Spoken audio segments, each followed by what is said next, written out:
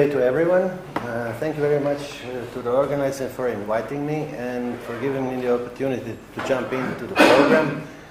As you might have seen or might have heard from private conversations, I have changed also the title. So now it is about wrongful life because I changed it. I thought that Professor Harris would be here. He wrote about wrongful life and I thought we could discuss the issue with him. The other topic was more pertinent to the lawyers. So the basic idea with which I started was what kind of practices and rights lead to eugenics. I have written a book on history of eugenics, and it is still one of my basic interests. However, after yesterday's talks, it seems that even the history of eugenics and eugenic concerns may be out of vogue, so to say. Because if we claimed that we should enhance ourselves as a kind of a public duty, of course it encompasses eugenics as well.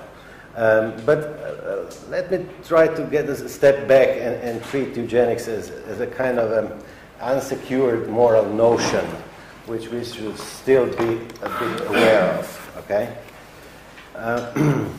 My starting point was to try to assess which kinds of rights are better preserved in the legal international framework. And the conclusion was that children's rights are far better preserved and far better protected than the reproductive ones.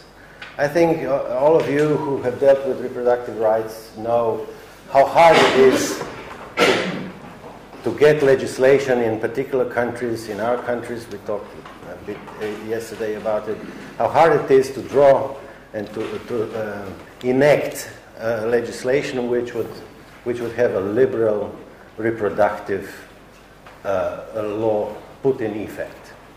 For instance, if you browse reproductive rights, just on Google, you would see that reproductive rights encompass protection of girls in some social settings and so on and so forth, but it almost never typically encompasses the right of parents to do as they please concerning their future generations, concerning the conception of their children. However, it turns out that even if I would be willing to grant that reproductive rights should be one of the basic rights stemming from our constitutional rights to do as we please unless we harm anyone else, it turned out that even if we do so, we shall end up with a kind of eugenics. So the point was also that children's rights, legislation that is already enacted and signed, ratified by quite a number, or almost all countries of the world, already have some stipulate some eugenic practices, or at least, if not directly eugenic practices towards the children or towards the future children, then at least some sort of protection from quite a number of legal protections from the government which would interfere with reproductive rights of the parents.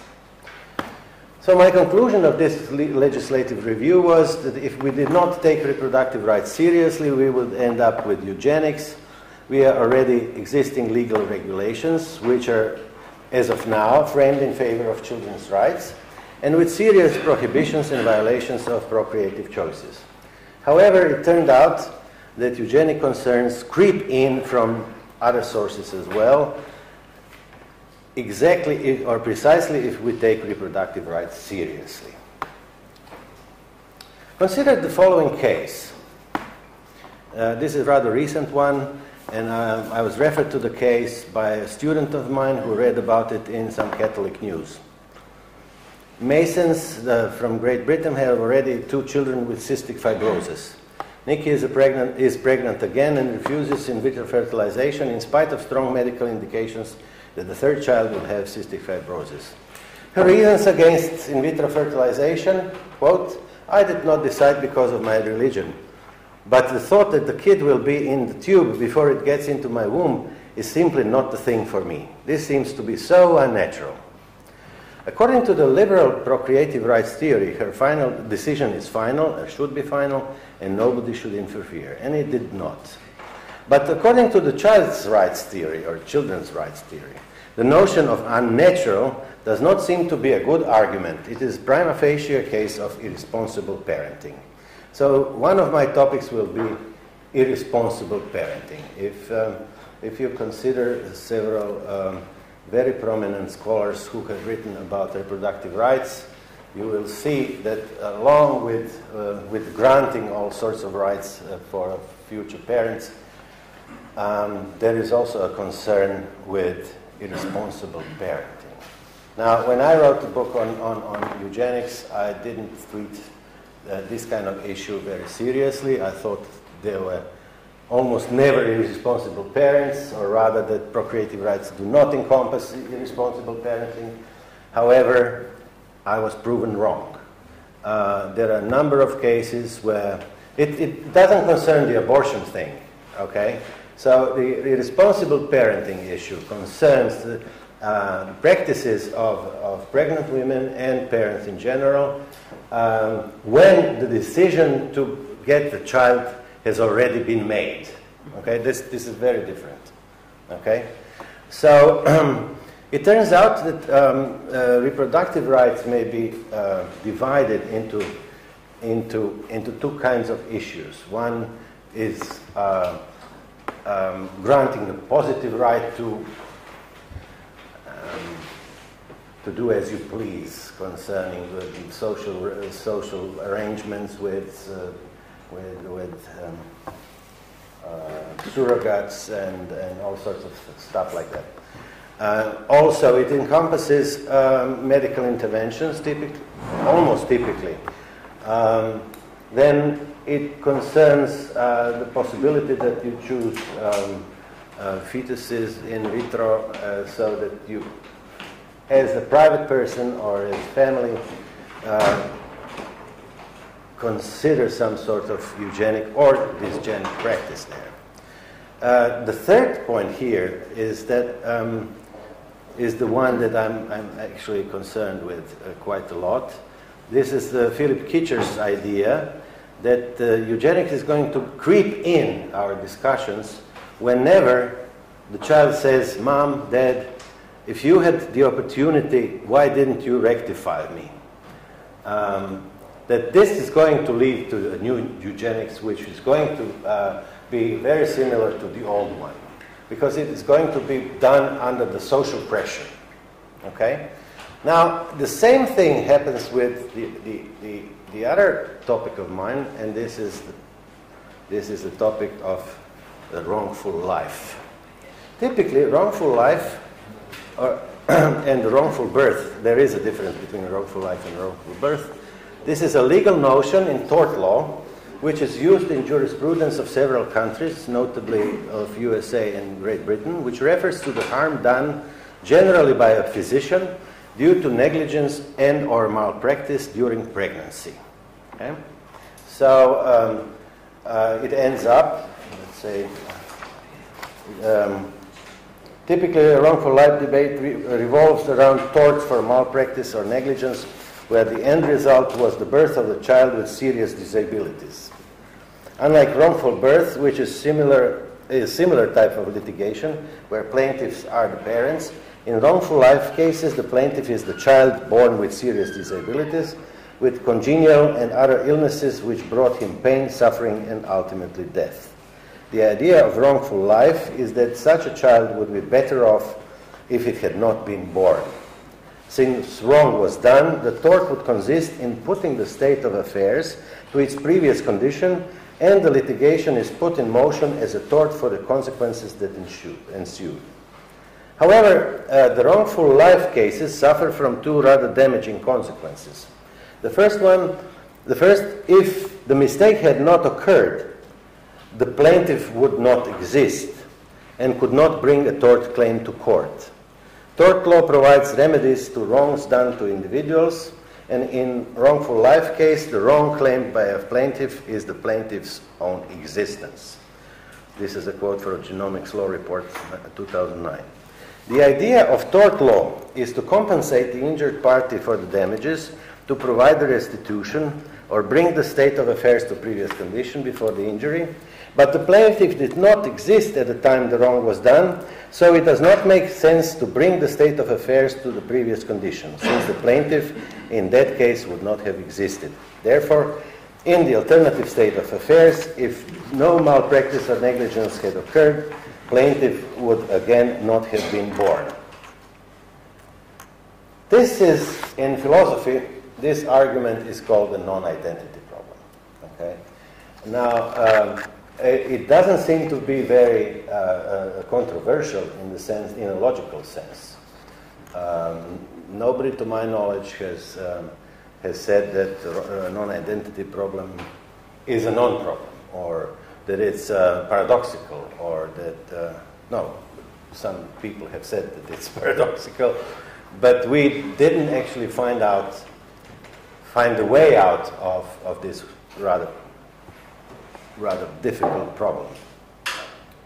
There are some sociological facts about the wrongful life cases.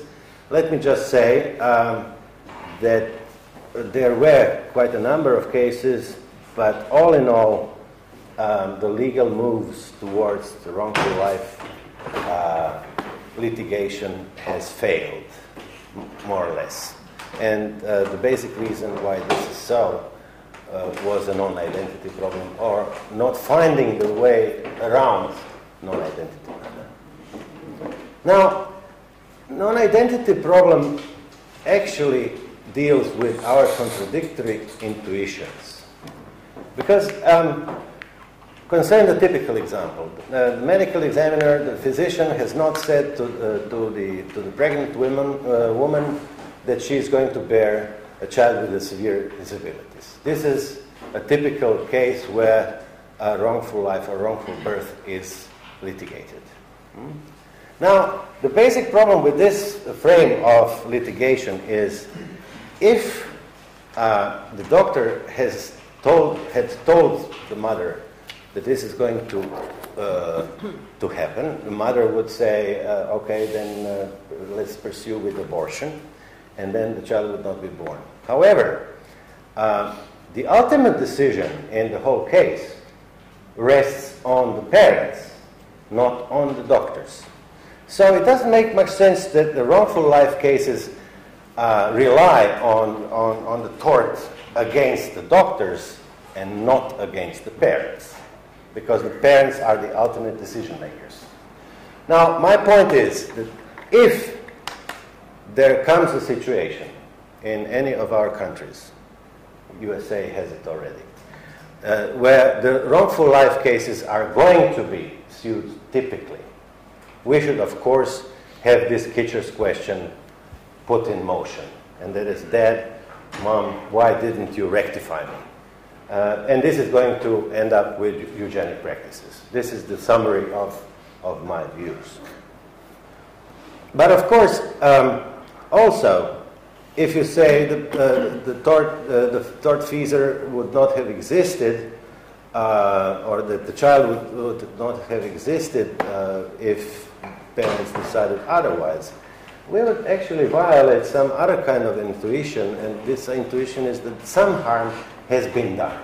In this case of Masons, this lady, out of the blue, without any proper reason, said that she didn't want the child to be in the tube before in the womb, and this was for her, according to our libertarian or liberal notion of reproductive rights, her basic right to say, I'm not going to have it. I'm going to have a cystic fibrosis, the third cystic fibrosis case, the child. However, our intuition tells us that something is wrong here, that this child perhaps might have been born, although it wouldn't have, she wouldn't have been, but that this third child could have been born without this severe disability. So my point is that actually the Parfit's view of non-identity problem actually muddles the water. This complicates the issues, not that it solves them. Okay? So we have to find a way out of it and not use it as a trump in our bioethical discussions. So there are three ways to address the non-identity problem. Admit the person affecting intuition of harm. Since the child would not be born, there is no harm. Second, abandon the person affecting intuition and claim that some wrong has been done. Harm is done independently of the particular person who would not have been born. Accept the person affecting intuition of harm, but claim that it is not the particular person which has been wronged. It is wrong for a group of persons who were made worse off. The act was wrong because it failed to maximize total well-being. It's not necessarily so. It's not necessary that we claim that we enforce our intuition that some wrong has been done by saying that, that the whole society is worse off. But just consider how many times we are punished for reckless driving. We haven't actually harmed anyone. We are actually punished for the potentially harming someone. Okay? So in that respect, it also applies to the future parents. I think we should consider this kind of action as being reckless. However, if we have the notion that this should be reckless, that this kind of behavior by the parents were reckless, then in both cases, actually, we have some kind of eugenics creeping in. If we have non-identity problem recognized, we have a violation of the sense of justice, but the liberal notion of rights on one hand. And on the other hand, if the non-identity problem is not recognized, and if we think the parents should be punished for potentially in jeopardizing whoever, future child or ourselves or the society, we would have the wrongful life case and the tort. But we could carry non-identity to absurd consequences. For instance, what is actually alternative state? What is this counterfactual analysis? If parents decided otherwise, the child would not have been born. This is some kind of a counterfactual analysis. Now, we could lead this kind of thinking into absurd consequence or absurd way of thinking. Whatever parents do, they cannot harm a child. That's what non-identity says. However, consider this example. What encompasses alternative behavior? Actually, everything. Consider the example. If the parent broke a bottle in the woods, but did not take the glass away, and one day his child gets hurt by the glass, we cannot say the parent harmed the child, because if the parent collected the glass, this particular child will not have been born. Now, this kind of counterfactual analysis is going to absurd consequences. My intention is to say, to find the way out of non-identity problem, or rather to, if not the way out, but rather to way around it. So in legal cases, the counterfactual analysis does not amount to much.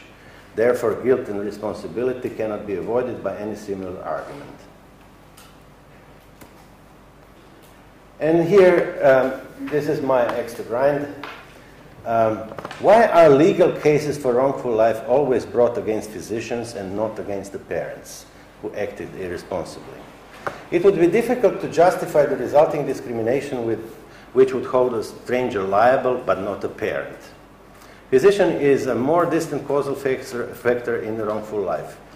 So this is already some kind of a summary. If we allow non-identity problem, or rather the wrongful life cases, we would end up with some kind of eugenics.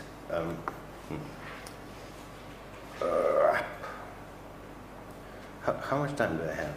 You have 6 minutes left. Okay. Now, Bonnie Steinbock claimed. Excuse me, if you could. Sorry? Put it, Yeah. larger. Font. So that we could read it. Sorry? Font is small. Yeah. It's a full screen. It is invisible. No, but the font is small.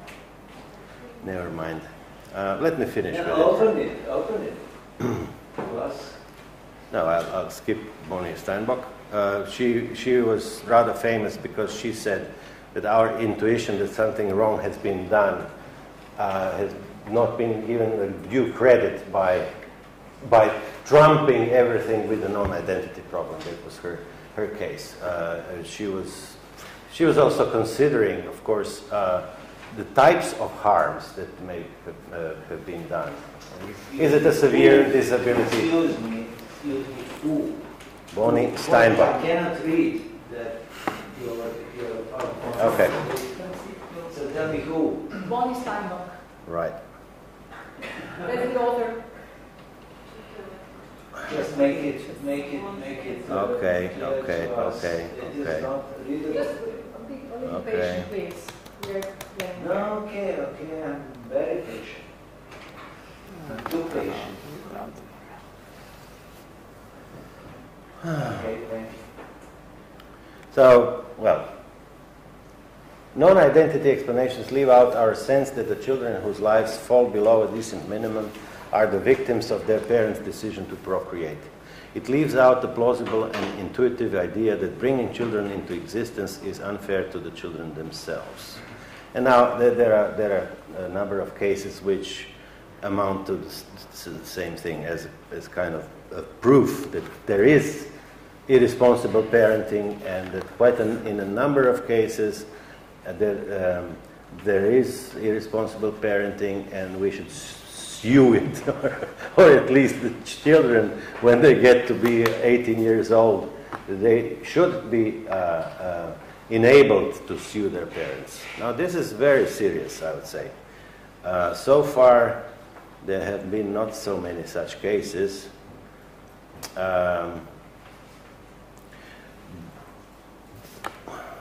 So my conclusion is the following.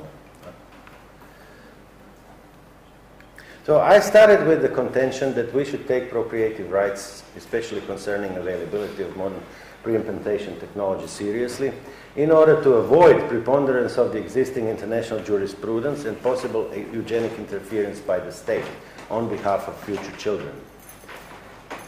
Liberally conceived procreative rights, we have heard today that procreation rights are very sexy, so to say, at least for libertarians, for liberals in general.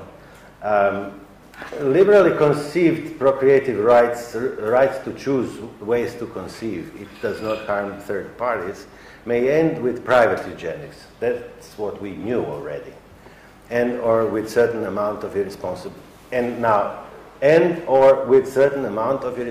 parenthood. However, this irresponsible parenthood, now this is the question: what to do with it? Do we sue parents? Does the state should the state take care of the irresponsible parenthood and parents? Yes, in a way. However, the child should also have a kind of right to consider whether his or her existence was fair or justified. Viewing from the prospect of future children, if and when they are obviously harmed, however, it is inconceivable how we could possibly avoid eugenics if we give the children the right to sue parents for wrongful life or for wrongful birth. Or at least a stronger set of regulations for a more responsible parenthood with the same effect. Thank you very much.